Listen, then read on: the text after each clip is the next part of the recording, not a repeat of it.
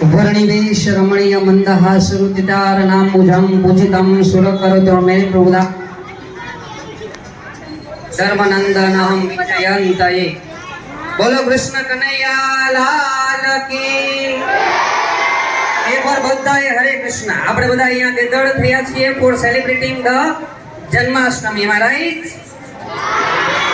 આજે જો કૃષ્ણની વાતો તમે ને હું કરવા માટે જઈએ તો ઇન્ફિનિટી છે, અનંત છે, કોઈ પણ વાતો એની ખૂટે એવી છે નહીં। પણ આજે તમારી સમક્ષ મારે 2 થી 3 સ્ટોરી વાર્તા એના પ્રસંગોની યાદ તમારી સમક્ષ મને લાવવી છે। કૃષ્ણ છે કોણ? ખાસ કરીને વસુદેવ અને વાસુદેવ બે કેરેક્ટરો। વાસુદેવ તો કે કૃષ્ણના પપ્પા અને વસુદેવ કોણ? તો કે કૃષ્ણ પરમાત્મા પોતે। ખાસ કરીને અમારી ભાષામાં એવું કહેવામાં આવે કે ગુરુ કરતા શેલો સવયો પૂજવાવો જોઈએ, આવું કહેવામાં આવે। તો ખાસ કરીને પપ્પા નથી પૂજાતા, પૂજાય છે કોણ? તો કે એનો સન એનો છોકરો કોણ? તો કે વસુદેવ। વાસુદેવ નથી પૂજાતા, પૂજાય છે કોણ? વસુદેવ પૂજાય। ત્યારે આનાથી મોટી વાત બાપ માટે બીજી કઈ હોઈ શકે? અને રામ લક્ષ્મણ અને સીતાજી વનમાં ગયા હતા, એનો પ્રસંગ આપણને બધાને ખ્યાલ છે। એ રામ લક્ષ્મણ સીતાજી વનમાં જતા જતા જતા સીતા માતાનું અપહરણ થઈ ગયું।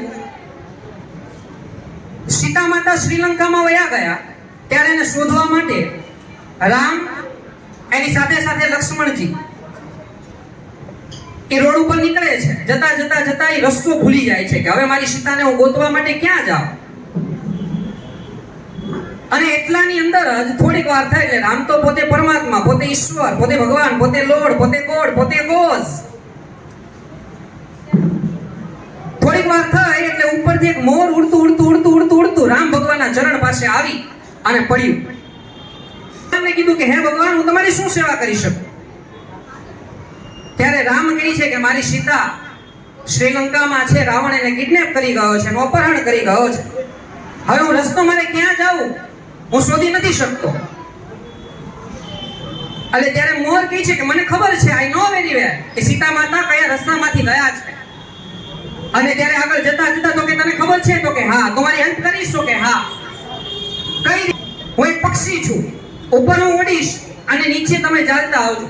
પણ રામ ભગવાને કીધું કે ભાઈ તું તો પક્ષી છો, ઉપર તો ઉડી જા, નીચે કદાચ ઝાડ આવે તો હું રસ્તામાં ભૂલી જાઉં, રસ્તો ઝાડ મોટું આવી ગયું હોય તો મને ખબર ના પડે મારે કયા રસ્તા ઉપરથી આગળ વધવાનું।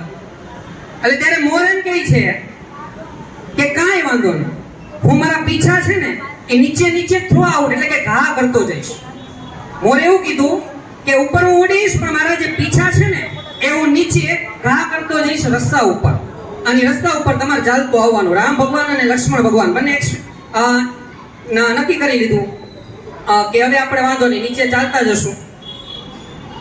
આગળ જતા જતા જતા એક મોટો દરિયો આવ્યો।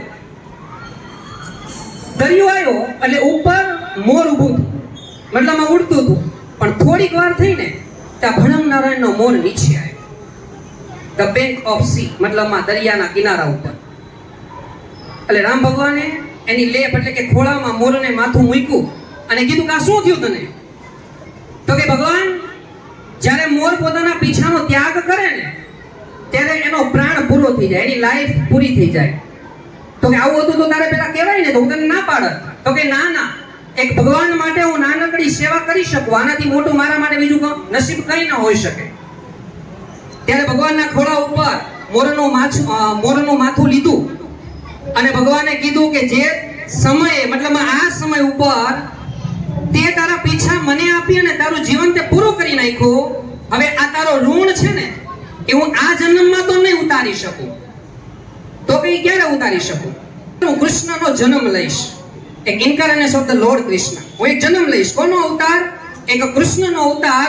અને હું તને વચન આપું છું કે તે તારા પીછાઓનો ત્યાગ જમીન ઉપર નાખીને કર્યો ને, આજથી વચન આપું છું, આજ સાંજ તને વચન આપું છું કે તારા પીછા હું મારા માથા ઉપર લઈશ। અને આજે જેટલા પણ કૃષ્ણ બનીને આવ્યા છે એના માથા ઉપર જો કૃષ્ણનું કલગી રૂપી મોઢું ભગવાનનું તૈયાર છે। આવો આ કૃષ્ણ છે, આનાથી બીજી મોટી વાત આપણા માટે બીજી કઈ ના હોઈ શકે। ત્યારે જોરદાર તાળીથી કૃષ્ણ ભગવાનને અને આજના પ્રસંગને આપણે વધાવીએ। કૃષ્ણનો પ્રસંગ. સુદામો જ્યારે કૃષ્ણની પાસે જાય છે ત્યારે કૃષ્ણને સુદામાની બધી જ ખબર હોય છે કે મારે શું કરવું. ત્યારે કૃષ્ણના મહેલની અંદર સુદામા પહોંચે. આ સુદામા પહોંચીને બધી જ વ્યથા કૃષ્ણ ભગવાન ઓલરેડી જાણતા જ હોય અને ત્યારે કહે છે કે આવી બધી તારી પરિસ્થિતિઓ થતી હતી તો તારે મને એક વાત તો કેવી જોતી હતી ને. તો સુદામા કૃષ્ણના હાથ પકડીને કહે છે કે હે નાથ, હે પરમાત્મા, મને ખબર છે કે જો હું હાથ મારા ફેલાવું તો તારી ખુદાઈ દૂર નથી. હે પરમાત્મા, હે ઈશ્વર, હે કૃપાનાથ, મને ખબર છે કે જો હું હાથ મારા તારી સમક્ષ ફેલાવું તો તારી ખુદાઈ દૂર નથી, પણ હું માંગુ ને તું આય, એ આ વાત સુદામાને મંજૂર નથી.